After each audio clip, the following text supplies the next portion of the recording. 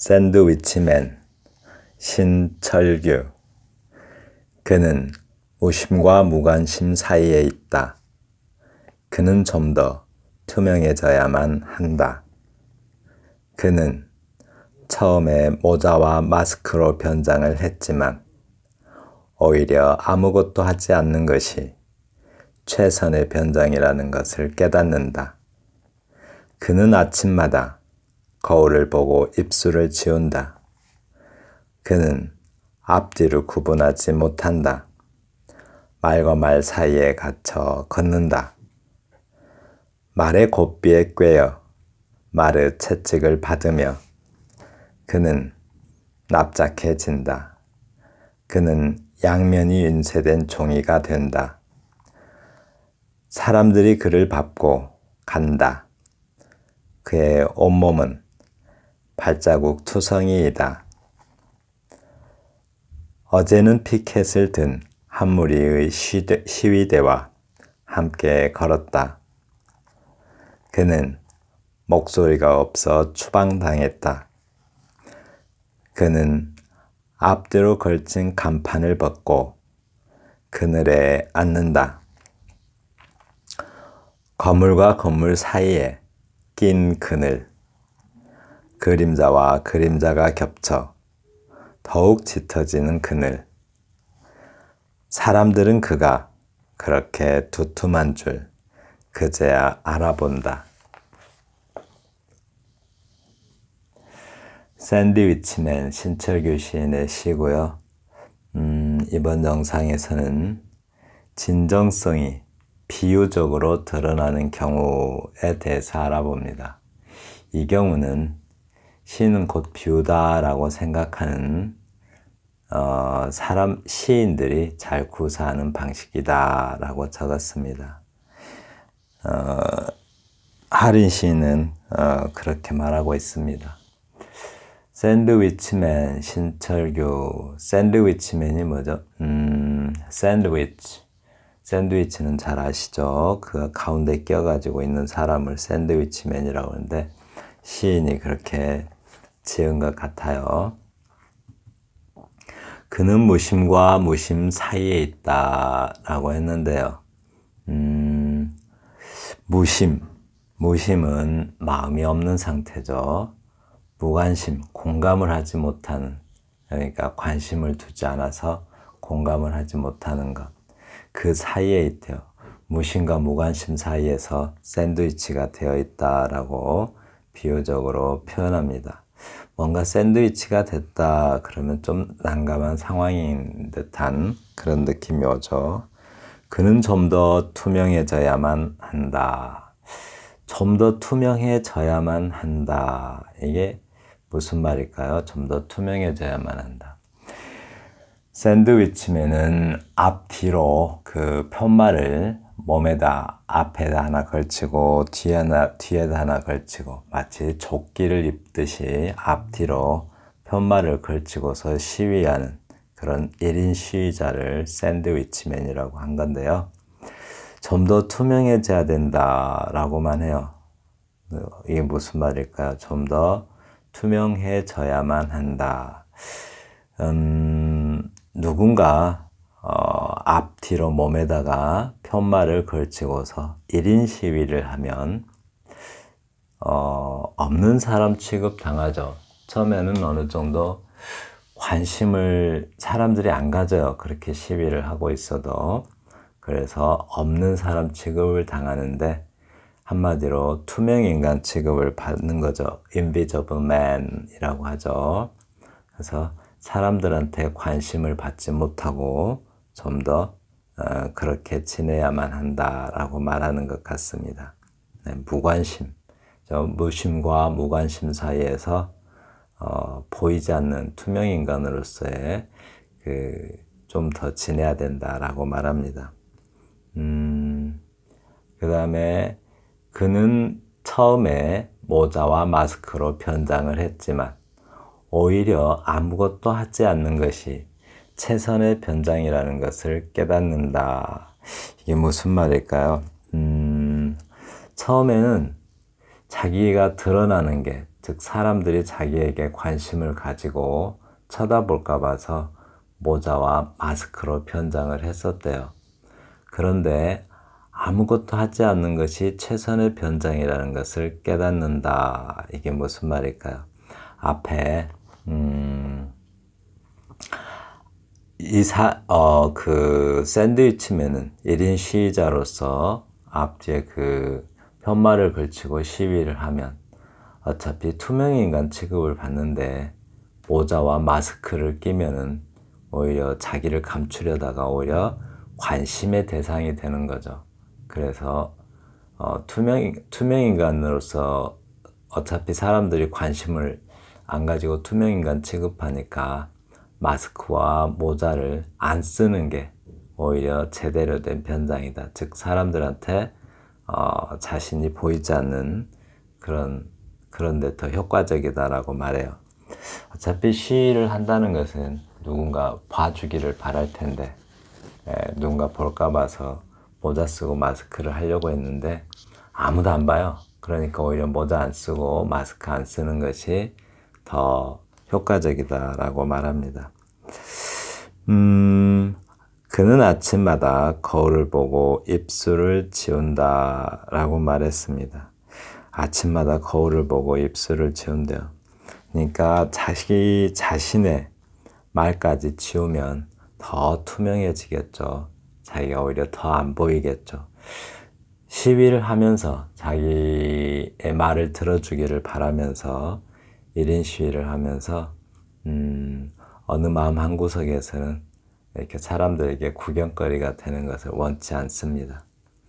그는 앞뒤를 구분하지 못한다. 그는 말과 말 사이에 갇혀 걷는다. 말의 고삐에 꿰어 말의 채찍을 받으며 라고 했습니다. 앞뒤를 구분하지 못한다. 그러니까 앞과 뒤의 편말이 같아요. 그래서 구분하지 못한대요. 그리고 말과 말 사이에 갇혀 걷는다. 시각적으로는 앞뒤에 편말이 적혀 있죠. 그 사이에 갇혀서 걷는다고 해요. 그런데 또 의미론적으로 보면 말과 말 사이에 갇혀 걷는데요. 우리가 어떤 주장을 하면은 내가 하는 주장이 있고 또 다른 이들이 하는 주장들이 있죠. 그 사이에 갇혀서 살아가는 거죠. 그 말, 주장을 말하죠. 언어, 그 언어들 사이에 갇혀서 걷는데요. 어느 정도 좀 다툼이라는 것은 싸우는 상대가 있겠죠. 그 상대의 언어와 그리고 화자의 언어 사이에서 이렇게 갇혀서 살아간다라고 말하는 것 같아요. 말의 고삐, 이때 말은 말의 고삐에 꿰어 말의 채찍을 받으며 라고 했는데요. 그러니까 위에서 말과 말 사이에 갇혀 걷는다는 것은 말과 말 사이에서 샌드위치 신세가 돼가지고 걷는 거죠. 막 서로 고래싸움에 새우등 터지듯이 그런 어떤 다툼과 다툼, 서로 주장하는 그런 언어들 사이에서 샌드위치 신세가 돼서 걷는데요. 말의 고삐, 이때 말은 또 뭐예요? 언어의 말이기도 하지만 그 짐승 말이기도 한가 봐요. 왜냐하면 고삐라고 그랬잖아요. 근데 여기서는 언어로 보는 것 같아요. 서로 어떤 다툼의 언어, 그 다툼의 언어의 고삐에 꿰어가지고 그 다투면서 말에 의해서 채찍을 받는데요. 그러니까 말의 공격을 받고 상처를 받으면서 그렇게 걷는다라고 해요. 그는 납작해진다. 그러죠. 샌드위치가 됐으니까 서로 싸움의 언어들 사이에서 놀려가지고 납작해진대요. 이게 다 비유적인 표현이라 그렇죠. 이렇게 좀 음미하는 맛이 있죠. 납작해진대요. 그러니까 편말에는 언어가 적혀 있잖아요. 그런 편말 사이에 끼어가지고 온갖 멸시와 또 뭐 혐오의 언어로 어떤 압박받고 협박받고 또 뭐 강박받으면서 거기에는 또 압력이 생기죠. 그래서 얇아지고 작아져서 아주 얇아져서 나약한 존재가 되는 거죠. 그게 바로 그는 납작해진다는 표현인 것 같아요. 그는 양면이 인쇄된 종이가 된다. 편말이 양쪽에 적혀져 있는데 계속 납작해지다 보면 너무 약해져 가지고 종이만큼 종이처럼 아주 나약한 존재가 된다라고 말합니다. 사람들이 그를 밟고 간다. 그는 온몸에 발자국 투성이다. 이 사람한테 짓밟히고 저 사람한테 짓밟히고 그래서 발자국 투성이라. 이때 제가 이 투성이는 이 어미이기 때문에 명사형 어미이기 때문에 발자국하고 띄어 쓰시면 안 돼요. 붙여 써야 됩니다. 이렇게. 투성이. 무슨 투성이, 뭐 흙투성이, 먼지투성이, 뭐 기름투성이 할 때 항상 붙여서 씁니다. 띄어 쓰는 사람들 참 많아요. 어제는 피켓을 든 한 무리의 시위대와 함께 걸었다. 그는 목소리가 없어 추방당했다. 피켓을 든 한 무리의 시위대도 무리를 이루면, 그죠? 시위대도 약자로서의 시위대일 수도 있겠죠. 약자가 표현하는 것은 시위잖아요. 그 시위대도 함께 걸었는데, 시위대는 어느 정도 좀 노조 같은 그런 노조들 보면은 좀 존재감이 분명하죠. 1인 시위자에 비해서 1인 시위자는 존재감이 없잖아요. 투명인간 취급당하고 또 그냥 무시당하기 일쑤죠. 그런데 시위대, 무리를 이루면 존재감이 분명해집니다. 근데 그 존재감이 있는 사람들의 목소리에서는 그 1인 시위자는 목소리가 없어서 추방당했대요. 거기서도 쫓겨났습니다. 그 시위대들 사이, 어찌 보면 좀 같이 시위하는 사람들인데, 거기서도 쫓겨났대요. 그는 앞뒤를 걸친 가면을 벗고 그늘에 앉는다.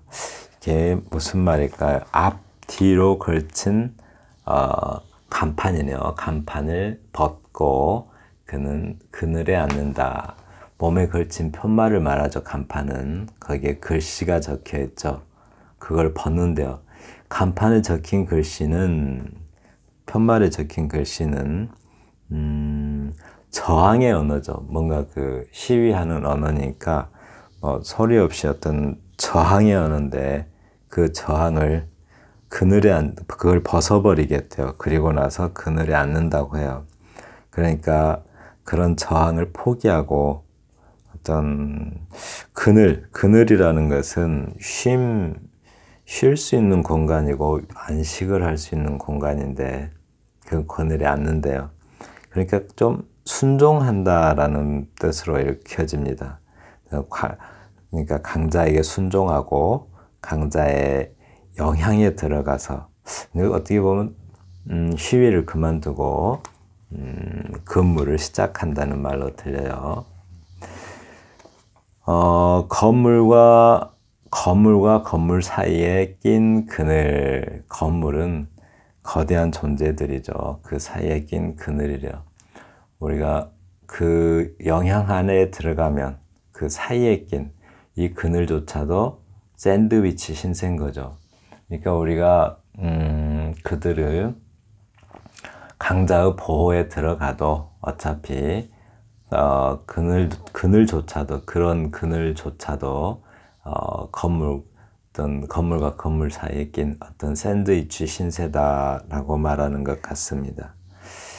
그림자와 그림자가 겹쳐서 더욱 짙어지는 그늘. 그림자는 누구의 그림자예요? 건물의 그림자, 즉 강자들, 큰 존재들의 그림자인데 그게 계속 겹쳐가지고 더 짙어지는 그늘이래요. 여기서 위에서의 그늘은 물론 샌드위치 신세의 그늘이기는 하지만 그들의 보화에 들어가는 어떤 쉼터의 그늘이겠지만 여기서 그늘은 뭐겠어요? 뭔가 좀 그 부정적인 느낌이죠. 우리가 그 사람 얼굴에 그늘이 있다라고 하잖아요. 뭔가 그런 아픔의 그늘, 네, 아픔과 좀 상처, 뭐 어두움, 암울함, 뭐 그런 그늘이죠. 더 점점 짙어지는 그늘이라고 해요. 사람들은 그가 그렇게 두툼한 줄 그때야 알았다.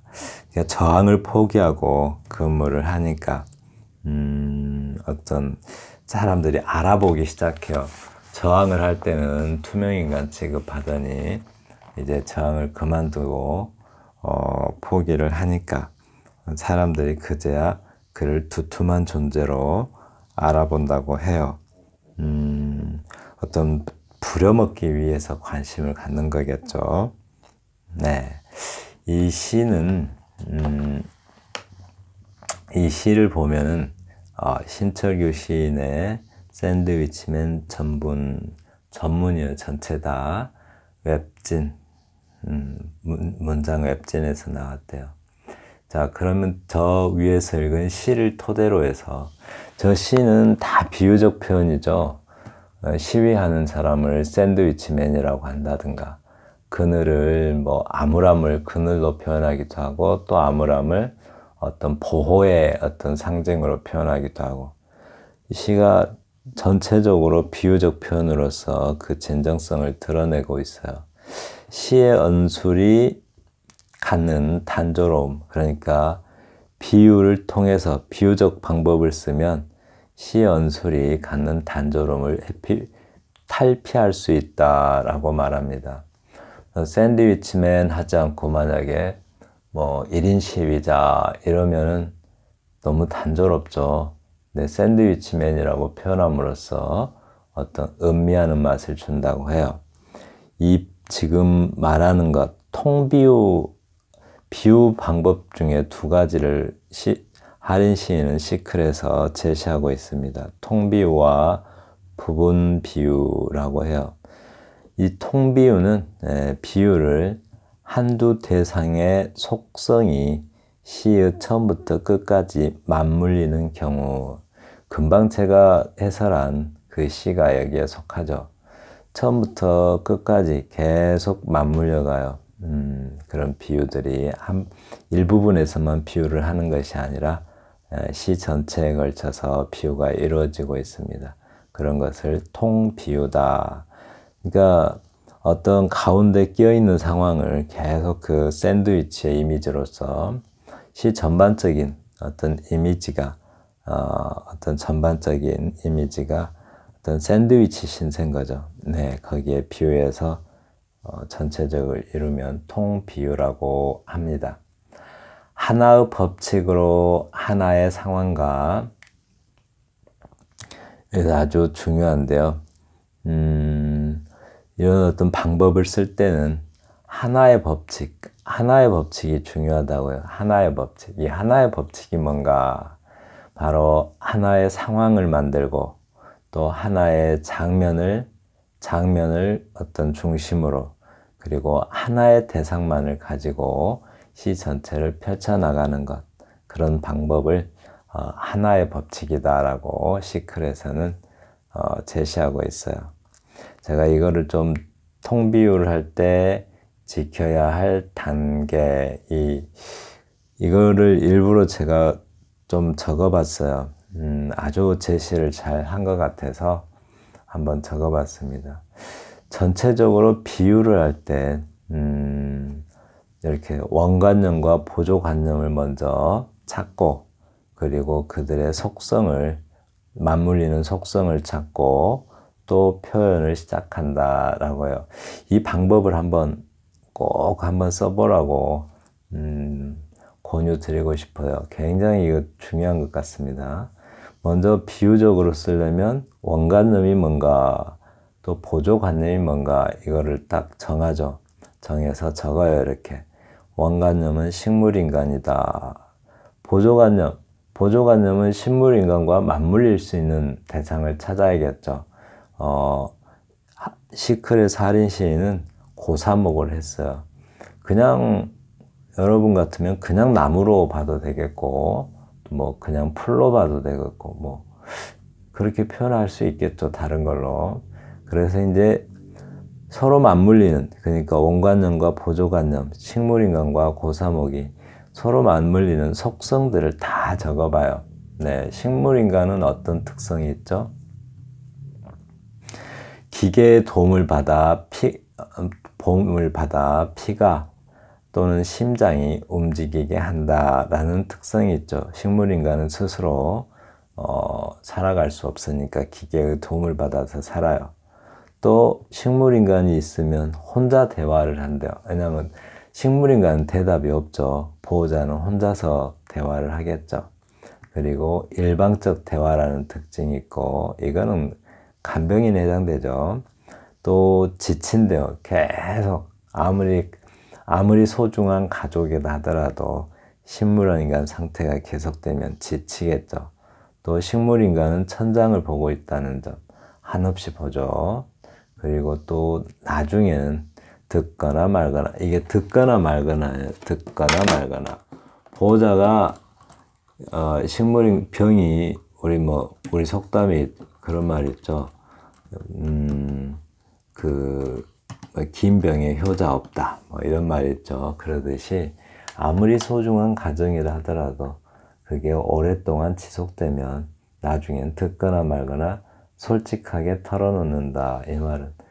하도 병이 길어지면 나중에 얼른 좋은 데로 가시오, 뭐 이렇게 말해버린다든가, 듣는 식물인간이 듣거나 말거나 그런 말을 하게 된다는 거죠. 간병을 하면서, 아이고, 얼른 좀 가시오, 이렇게. 그리고 이제, 또 고사목의 특징을 이렇게 적어요. 고사목의 속성. 일단 고사목은 고자가 마를 고자잖아요. 나무목 뒤에 오렐 고자 쓰면 옛 고자죠. 마를 고자거든요. 나무가 오래돼서 나이를 많이 먹어서 죽어있는 상태, 그걸 고사목이라고 합니다. 나무가 죽어있는, 그래서 죽어있어요, 나무도. 또 나무가 죽어있는데 서 있으니까 살아있다고 믿는다라고요. 이건 좀 자의기적인 느낌도 나는 것 같아요. 그래서 고사목 보면서 살아있다고 느끼는 사람이 얼마나 될까요? 근데 이게 식물인간과 연관시키다 보니까 살아있다고 믿는다라고 말하는 것 같아요. 정상이나 고도 같은 이러지 마시고 고도가 높은 산 같은 이렇게 해주면 좋겠어요. 산 정상이거나 또는 고도가 높은 어떤 고도 같은 높은 곳, 아이고, 이 글을 잘못 적었네. 높은 곳이죠. 높은 곳에 있다. 가장 춥고 가장 더운 자리에서 혼자 하늘을 보며 독백을 한다. 고사목이 그렇다는 거죠.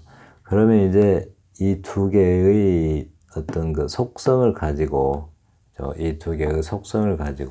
특히 맞물리는 속성, 서로 맞물리는 속성을 가지고 표현을 한다고 합니다. 어떻게? 식물인간이니까, 그죠? 식물일까, 동물일까? 아직까지 깊은 낭떠러지로 떨어지고 있는 중이다. 이걸 먼저 쓰는 거죠, 이렇게. 이거를 토대로 해서 이거를 쓰는 거예요, 먼저. 이렇게, 여기는 이제 다 상상이 많이 작용하겠죠. 그리고 하린 씨는 이렇게 쓸 거래요. 발바닥은 얼마나 심심할까. 그렇죠. 발바닥은 환자 본인도 못 쳐다보니까. 또 표정이 멈춘 후에도, 식물인간에게는 표정 같은 건 없겠죠. 표정이 멈춘 후에도 얼마나 위대한 고백을 하고 있는가. 제가 급하게 적느라고 잘못 적은 게 많네요.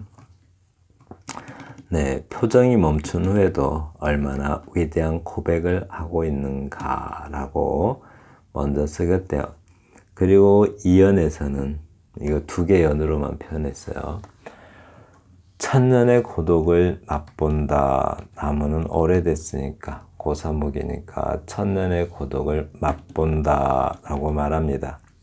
그리고 믿는 것을 믿는다. 구름과 비와 눈의 비난을 참는다. 고도는 불가능한 질문인가? 전제나 불가능한 질문인가? 이제 번개마저 찾아오지 않는다. 이 표현 참 좋네요. 그죠? 이렇게 이제 번개마저 찾아오지 않는다.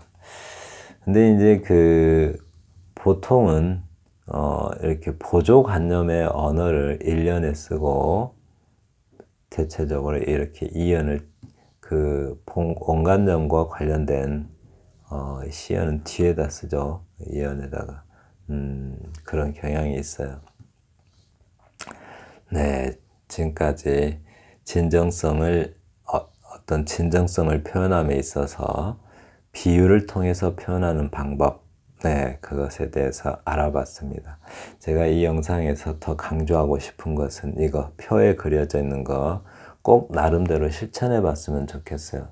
먼저 온관념과 보조관념을 알아서 만들어 보시고, 또 거기에 서로 맞물리는 이 부분, 양쪽이 서로 맞물리는 속성들을 다 적어보는 거예요. 그 다음에 그 속성을 토대로 해서 또 다 시로 표현을 해보는 거죠. 보통은 좀 보조관념이 더 먼저 나오는 것 같아요. 그렇게 한번 표현을 해보세요. 네. 다음 영상에서는 몰입은 어떻게 생기나요? 좋은 시의 조건 두 번째를 다루겠습니다. 이제 3장 나가네요. 네. 감사합니다.